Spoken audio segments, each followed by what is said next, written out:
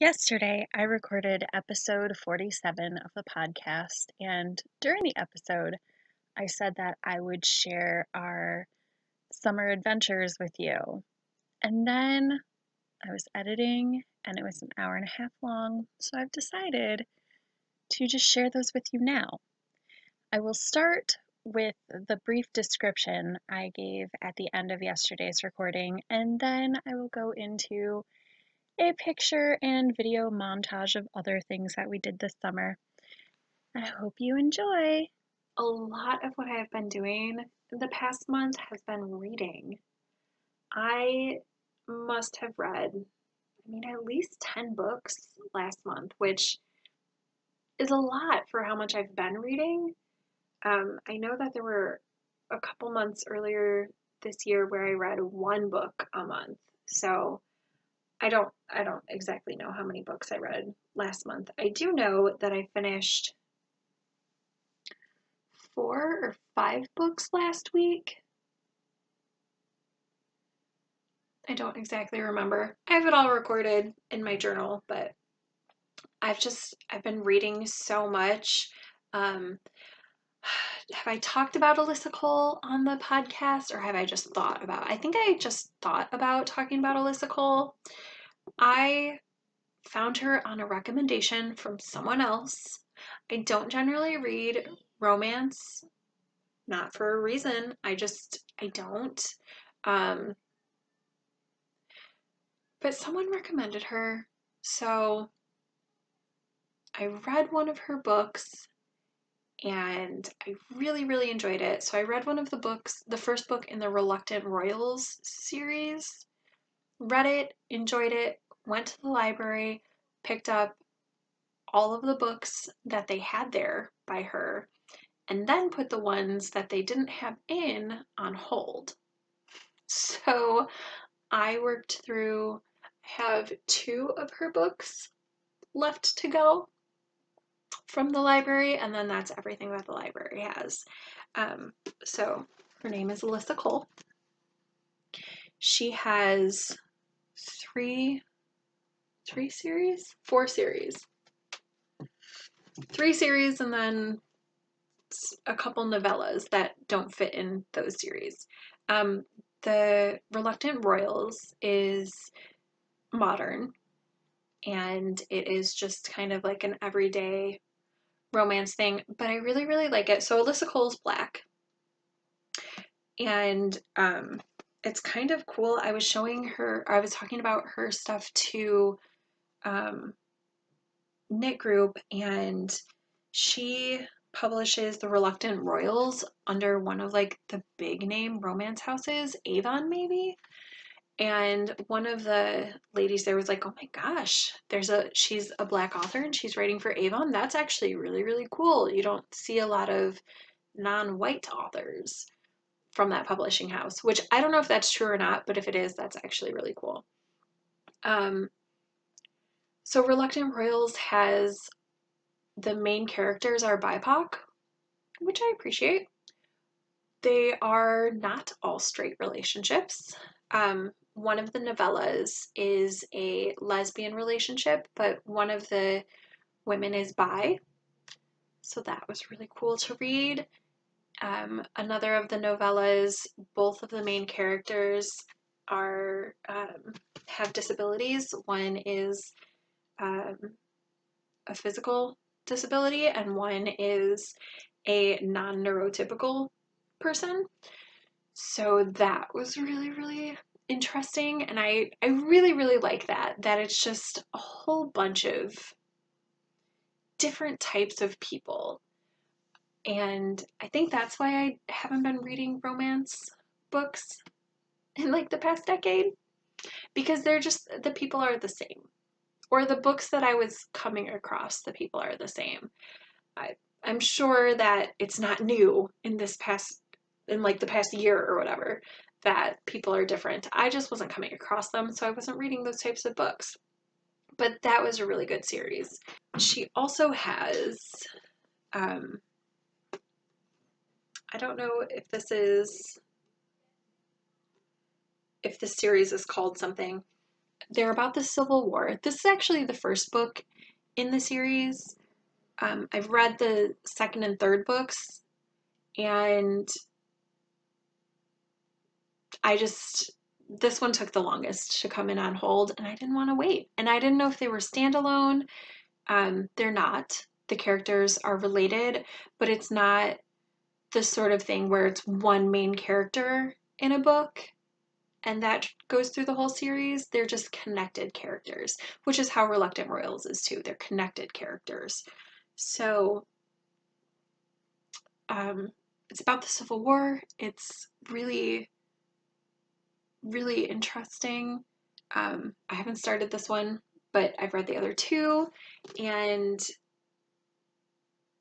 I haven't personally read a lot about the Civil War from the point of view of the black and brown people that were involved. So the third book, the romance is between a black man who was born free and then was enslaved through trickery and then was freed again, and a Cubana woman whose family owned slaves. So that was a really good, really difficult read. Difficult in the good way. The second book was between a born free black woman whose mother was a slave who had been freed, and actually the daughter is mixed, and a white man. So that was the relationship. And then in this one, I don't know because I haven't started it, but the main character is a black woman. So that should be good. And then she also has a series that is a post-apocalyptic series. And I've read the first two books in that. I don't know if it's a series or a trilogy. This is the third one. The first two take place, the first one takes place 3 weeks after the catastrophic event has occurred. The second one takes place several months after. The first one takes place while there's still snow on the ground. And the second one takes place, they're harvesting food from a garden. So I don't exactly remember how many months are in between.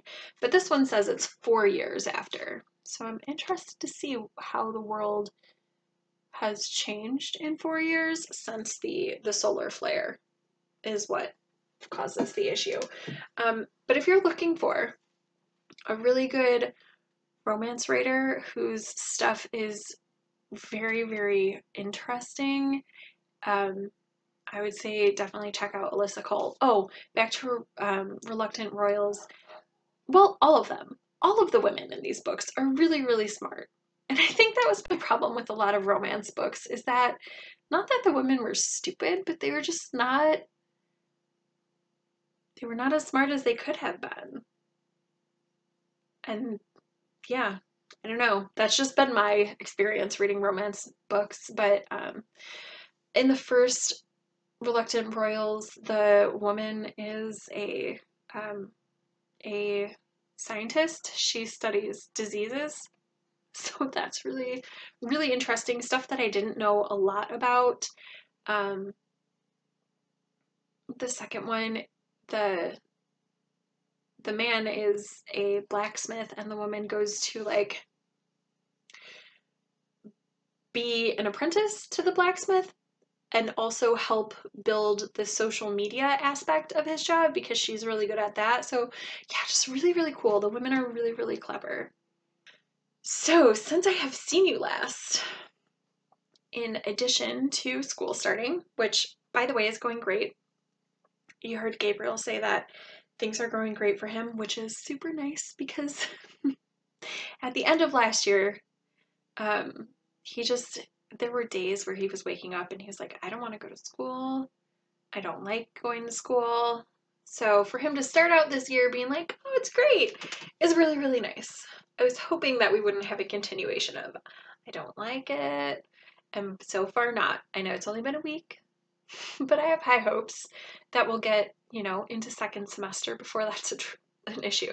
Mara is also enjoying school, and she's never been like, she's never been that interested in doing her hair and stuff, but almost all week she's been having me do something with her hair. One day we missed because I wasn't feeling good. So on Thursday, I was just feeling awful. I already told you how I came home and just like chilled, but I woke up feeling awful. Not like sick, just like, I mean, I had a headache. I think it's because of the weather fluctuation. It's definitely thinking about maybe being fall. I think we're supposed to get up to 80 sometime this coming week. But it was in the 60s for most of this week, which was nice. But I think that's why I wasn't feeling good. Plus all of the change in routine and all of the people and stuff. Yeah, it just didn't feel great on Thursday. But I did Mara's hair 3 days this week, and then on the fourth day she put in like a decorative headband and stuff. I don't know. It's really cute, and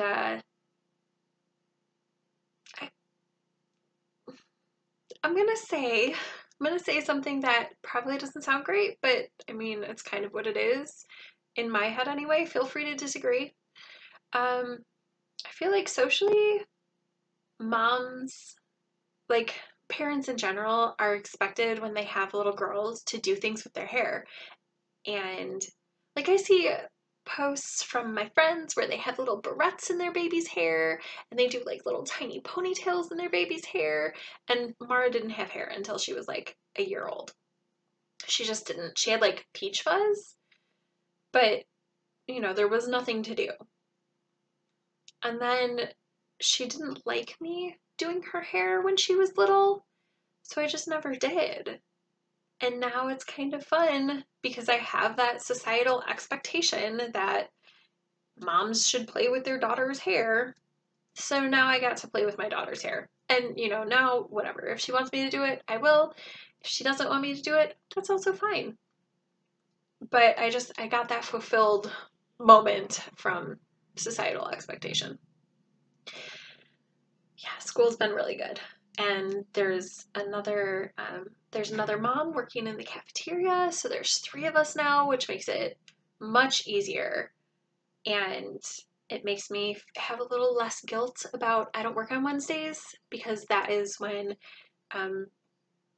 social knitting is at City Knits. So that's when my sister and I have a sister day on Wednesdays. I felt a little guilty about it, but now I don't feel guilty because now there's 2 other lunch aides who can be there to help. We took 2 trips. I don't know what they're doing. I know there's a bulldozer involved. So I don't know what all that noise is, all the crashing. Sorry about that. So what was I talking about? Oh, we took 2 trips since I saw you last. So the first one was my kids, my boyfriend, and I. We went up to Sault Ste. Marie. We got a hotel for super cheap for a week, and then we just visited. We visited Sault Ste. Marie. We went to a bear ranch where you get to feed the bears, and you get to you buy bags of apples for it's $3 a bag, and it's probably like 3 apples that are cut up, and you can feed those to the bears. Or also additionally, it was $10 this year. I don't know if they'll raise prices next year.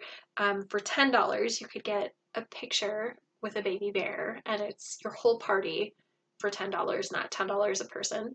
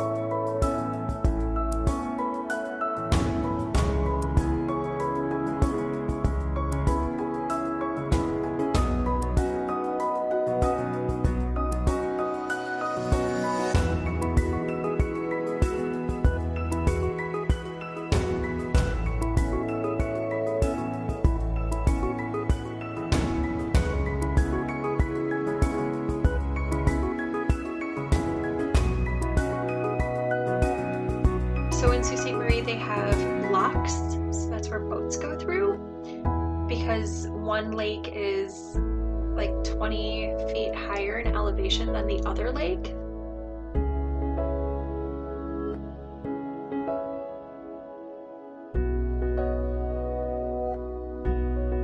We're racing this boat to the lock. Still moving. Yep, we're pretty much keeping pace as it enters the lock. Now we'll go up to the observation area. To help the boats traverse through, because previous to having locks, all of the cargo would have to be unloaded from a boat and then walked up the incline area and then loaded onto another boat. On Wednesdays, there is a farmer's market in the downtown area, and there is also a concert in the park. We happened to go a week that they had an Irish band. Bears at different things. The yearlings all go together so they can play, and then they put the males and females separate so they don't have cubs.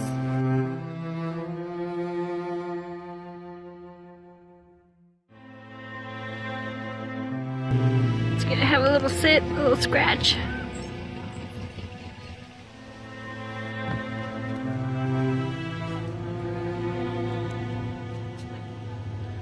It's hanging out in a tree. It's my favorite place to be too.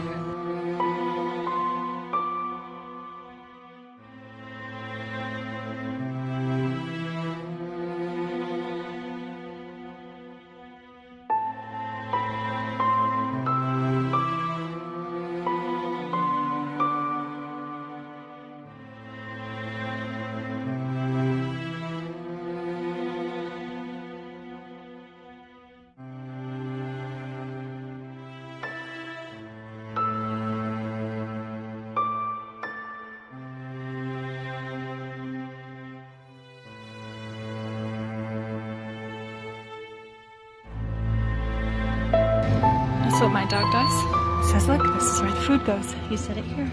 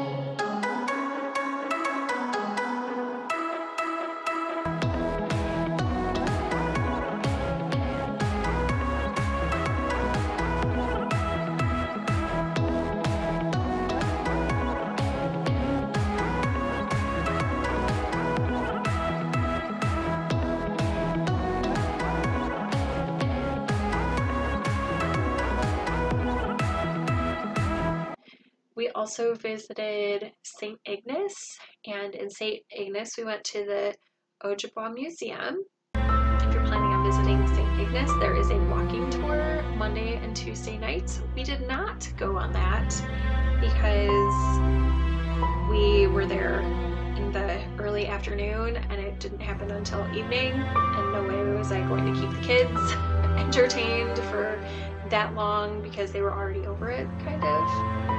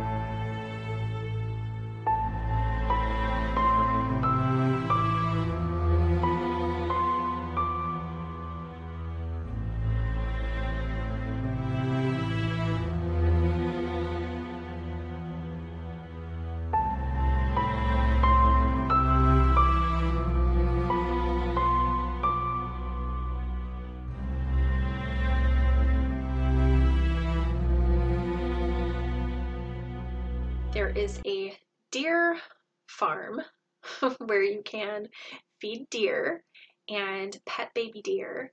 I did not go in because Mara didn't want to go in, so I stayed out with her, but my boyfriend and my son went in and they fed deer and pet deer and had a really good time doing deer things. There's a place called the Mystery Spot, which is kind of a fun touristy thing to go to. I mean, I wouldn't go through it again, but when we're thinking about going and staying in St. Ignace in a couple years, if my kids wanted to go through again, they could totally go through again. I just would sit it out because I am very scientifically and mathematically inclined, and so I already know how all of the like optical illusions work. So it was a little less fun for me than it was for them, but still fun. And the Mystery Spot also has a maze that you can walk through and putt-putt golf. So it was cool. And then what else did we do there? I feel like we did something else. Oh, we visited Mackinac City while we were driving. We stopped there on the drive up. We also went to Castle Rock, which was really cool. That's in St. Ignace, and it is a large outcropping of stone that was used as a what is that called? An outlook post for the Ojibwa people. You can see Mackinac Island from there. It's really, really cool. We had so much fun on our vacation. And then we came home, we did stuff. My kids did soccer all summer. That finished right before we went on our trip to the UP. So last week we went camping, and that was my kids and my best friend and I. We originally thought that our respective boyfriends were going to come with us, but then they both had to work, which turned out to be a really nice thing because they need to be entertained, the boyfriends. And we didn't want to entertain. We just wanted to go and relax and not have to do anything.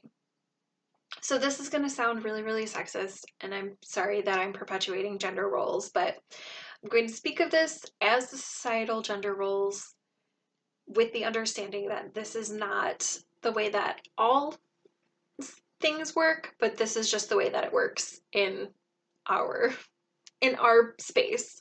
So my best friend and I, we are the ones who do a majority of the cleaning, running of errands, and things like that. That's just the way it works. Because we're both kind of control freaks. And I want it done right. I don't want to have to go behind someone and be like, but you forgot this. Or just, both of our boyfriends are kind of like absent-minded. For instance, if I have to go out to the garage for something, like I know I have to go get something, but I also have to take something out and I need to stop by like the hall closet on the way out to my garage for something else, I make sure that all three of those things get done at the same time. So I only have to make one trip. Both of the boys will make 3 separate trips to do each specific thing instead of doing it all at once. So that's why we do it the way we do it. So my best friend and I, when we're at home, there's always so much to do. So much we could be doing, so many things that we like, projects or cleaning or all the things that you do to make a house run. We have to do it when we're at home. So when we go on vacation, we want to do nothing. We want to do as little as possible. I still cooked 3 times a day over the campfire. Actually, I cooked 3 times a day because I baked a pumpkin cake that we had for breakfast all week. A pumpkin cake and a raspberry cake. So they weren't like actual cakes, they were bread mixes, but I just made them in long pans instead of bread pans. And that's what we had for breakfast. So I didn't have to make breakfast, but I did make hot chocolate or chai, depending on what people wanted for breakfast, because it was chilly in the mornings. And then, make lunch, make dinner. Whenever possible, I made the kids contribute to their own making of lunch and dinner, but they're not really interested in messing with the fire. Like, they're both afraid of like doing things with a fire. So I had to stoke the fire whenever we wanted to cook, and I put on I did all of the fire workings, like putting on the wood, turning the wood pieces so we could get a better burn, everything. They brought the wood over to the fire pit. That was their job, but I actually manipulated the fire pit. So anything that had to be made over the fire, I was involved in it. They just had to do things like go get the water for ramen. My daughter ate ramen every day because my daughter eats ramen a lot. I can only fight with her so much. Like, I need her to eat things. So if she wants to start by having ramen and then eat other things, that's fine. She's only allowed to have it once a day. Anyway, that doesn't matter. So I still had to cook, but they had to wash out the dishes because we only had 1 cup and 1 bowl for each person, and 1 fork and 1 spoon for each person, and then a pot that we all shared. So, if you're just boiling water, you can just set it to dry afterward, but if you're making something in it, then it has to be washed out, of course. And that was not my job. So, other than that, there's a beach right behind where we camp, and so we sat on the beach for a day. It was rainy a few days, so we just hung out in the tent, and that was nice. We read and we napped. Oh my gosh, we napped like not every day, but almost every day. One day we took an accidental 5-mile walk because we both misread the map. I didn't really look at the map, and I'm not blaming her for not like seeing. She was like, look, it says right here, 1.8 miles there and back. And I just saw that and I was like, okay, sure. And she didn't realize that that wasn't the entire walk. That was only about half of the walk. So we started walking and my daughter wore her rain boots. And when it was only 1.8 miles to where we were going, I was like, it's fine. She can wear her rain boots there. She can take them off and, we'll hang out for a half hour and then we'll walk back. Well, we got to it was actually longer than a 5-mile walk. We got to about the 3-mile marker and we're like, it's been 3 miles. I thought we were supposed to be there already. We walked a little bit further and then we just like hit a spot that was just all mosquitoes. And I was like, okay, I'm done. Turn around. We're going. I'm done. Because my best friend had been like, well, we can turn around if you want to. The kids are kind of like over it. And I was like, they'll be fine. It's fine. We'll keep going. Until we hit the cloud of mosquitoes. And I was like, no, you're right. Let's go back. So then we walked back. So it was more like a 6-mile walk. That was an accident because it was only going to be 4 miles. So yeah, that was a misadventure. We also went into Mackinac City because the place that we camp is about a 10-mile drive from downtown Mackinac. And we went in downtown one day. We had lunch there so that it was, we planned to have lunch in the city one time, lunch or dinner in the city one time so that we could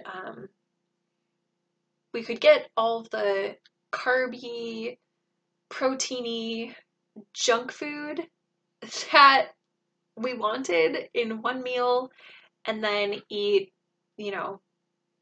camp food the rest of the week. But we wanted to have a meal out once.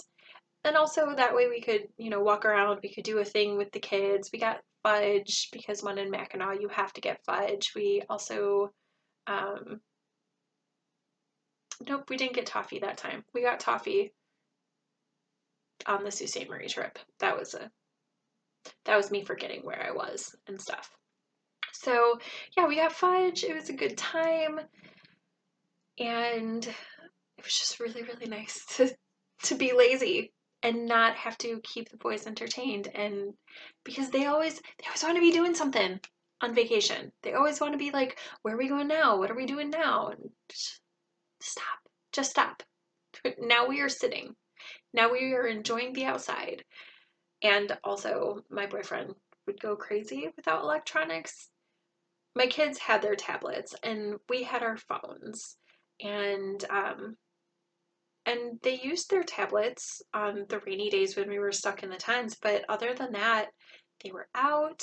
We made grown-up friends. Oh my gosh, it was so fun. Gabriel spent a day at a frog pond with some boys, and he called them the frog hunters, and then the frog hunters came along the beach to what I refer to as our backyard, and their dad was with them, and so we introduced ourselves and he invited us back to the campsite to do s'mores. He invited like all of the kids in our area to their campsite for s'mores, but we were the only adults there, the only other adults, and his wife was delightful and we all talked about like actual stuff, not just kids. 'Cause frequently when you meet other parents, you guys just talk about your kids. Well, we talked about race relations and politics and what books we were reading and all sorts of things. It was so much fun.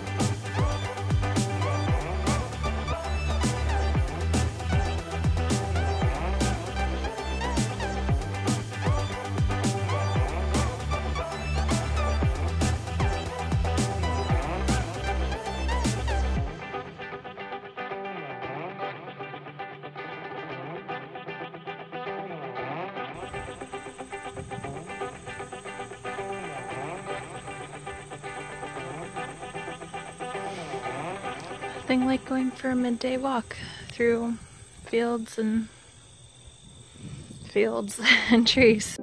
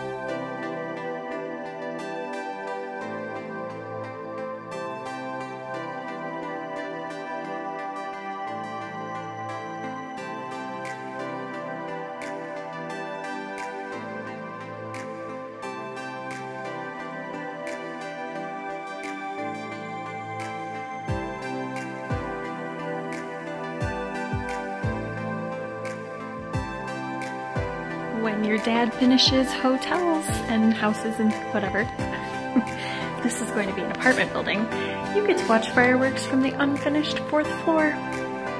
VIP.